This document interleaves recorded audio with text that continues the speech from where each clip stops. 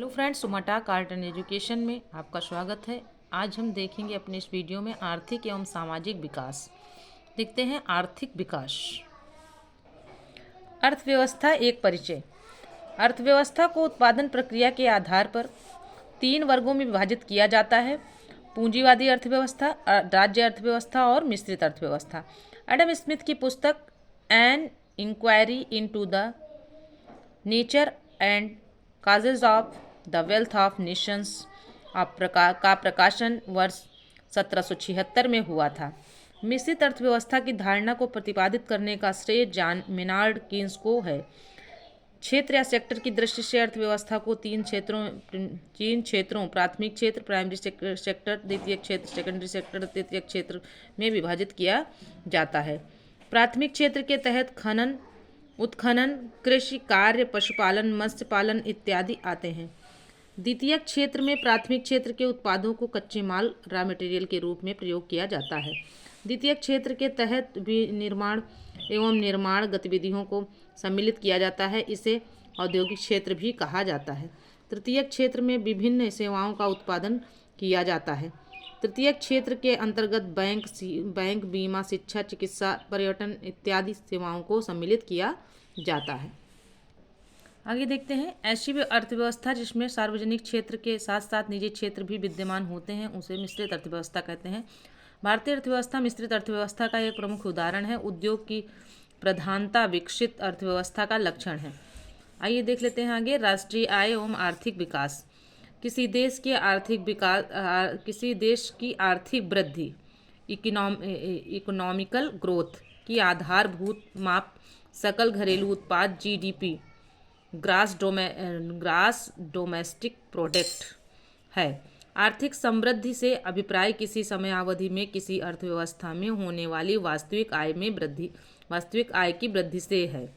सकल राष्ट्रीय उत्पाद ग्रास नेशनल प्रोडक्ट किसी देश के नागरिकों द्वारा देश के भीतर या बाहर एक वर्ष में उत्पादित सभी अंतिम वस्तुओं एवं सेवाओं का कुल मौद्रिक मूल्य होता है, जिसमें से पूंजी ह्रास को घटाने से शुद्ध राष्ट्रीय उत्पाद NNP नेट नेशनल प्रोडक्ट प्राप्त होता है। किसी देश की आर्थिक वृद्धि की सर्वाधिक उपयुक्त माप शुद्ध राष्ट्रीय उत्पाद NNP यानी नेट नेशनल प्रोडक्ट होती है। राष्ट्रीय आय से आशय किसी अर्थव्यवस्था में एक विशेष समयावधि, साधारणतया एक वर्ष में उत्पादित समस्त अंतिम वस्तुओं और सेवाओं के मूल्य मौद्रिक मूल्य से है।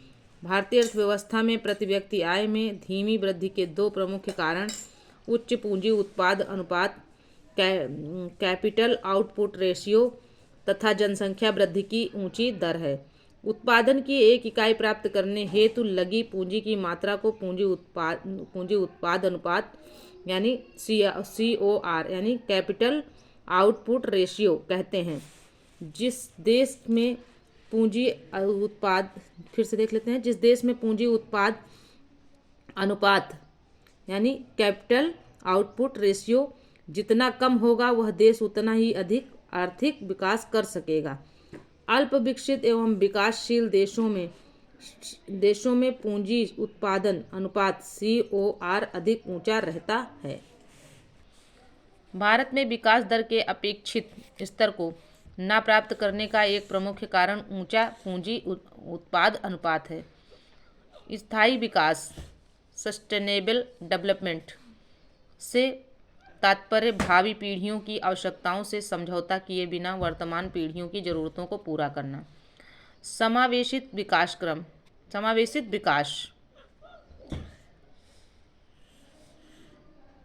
इंक्लूसिव ग्रोथ समग्रता के साथ प्रगति की बहुआयामी अवधारणा है।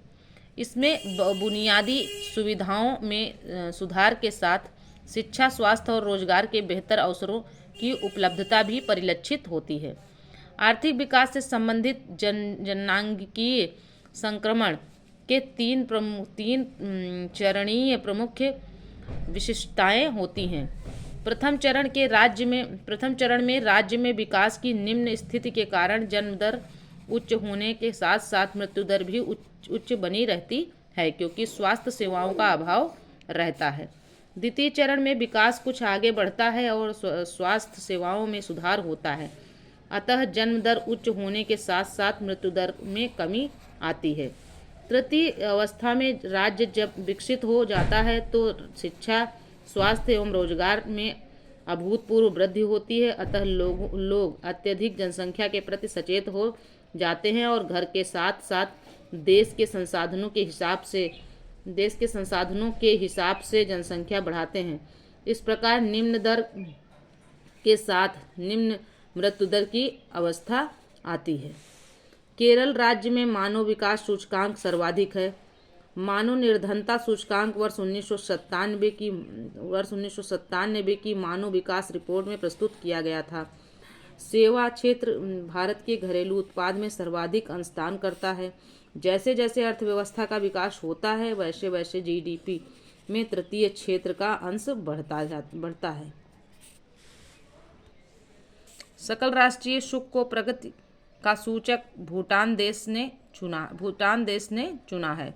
फिर से देख लेते हैं। सकल राष्ट्रीय सुख को प्रगति का सूचक भूटान देश ने चुना है। मानव विकास प्रतिवेदनों का सर्वप्रथम प्रकाशन मध्य प्रदेश राज्य ने किया था। मानव विकास सूचकांक के अंतर्गत शामिल है साक्षरता दर, जन्म के समय, आयु, संभाविता तथा वास्तविक क्रय शक्ति पर आधारित प्रति व्यक्ति सकल राष्ट्रीय आय।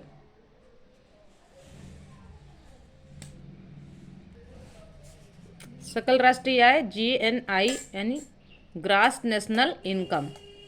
भारत में नियोजित अर्थव्यवस्था मिश्रित अर्थव्यवस्था पर आधारित है। तो फ्रेंड्स, ये वीडियो यहीं तक था। मिलते हैं अगले वीडियो में। वीडियो पसंद आए तो चैनल को सब्सक्राइब करें, वीडियो को लाइक करें, अपने दोस्तों में शेयर करें। जय हिंद, जय भारत।